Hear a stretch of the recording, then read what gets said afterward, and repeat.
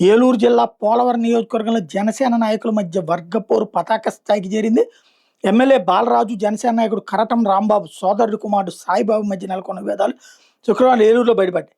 2 రోజుల క్రితం రాజానగర్లో MLA Battula Balaramakrishna party నియామకాల గురించి ఏర్పాటు చేసిన సమావేశానికి ఎమ్మెల్యే బాలరాజుకి ఆహ్వానం అందలేదు. సాయిబాబుతో బత్తుల సమావేశమై పార్టీ నియామకాల మీద చర్చించారు. దీంతో చిర్రి బాలరాజుకి చిర్రెత్తుకు శుక్రవారం ఏలూరులో కార్ల ర్యాలీ నిర్వహించారు. ఆ తర్వాత పార్టీ సమావేశంలో మాట్లాడుతూ పోలవరంలో దొరల పాలనకి ఈ రోజు నుంచి తెరబడిందన్నారు. స్థానిక సంస్థల ఎన్నికల్లో తాను నిలబెట్టి నేతలు గెలిపించుకుంటానని చెప్పారు. 2 రోజుల క్రితం జరిగిన సమావేశానికి కార్యకర్తలు ఎవరికీ సమాచారం ఇవ్వలేదని మండిపడ్డారు. సాయిబాబుకు సంబంధించిన వాళ్ళకే పదవులు ఇచ్చేందుకు ప్రయత్నించారని ఆరోపించారు. ఈ నేపథ్యంలో 400 మందితో ఏలూరు వచ్చి దరఖాస్తులు ఇచ్చినట్టు చెప్పారు.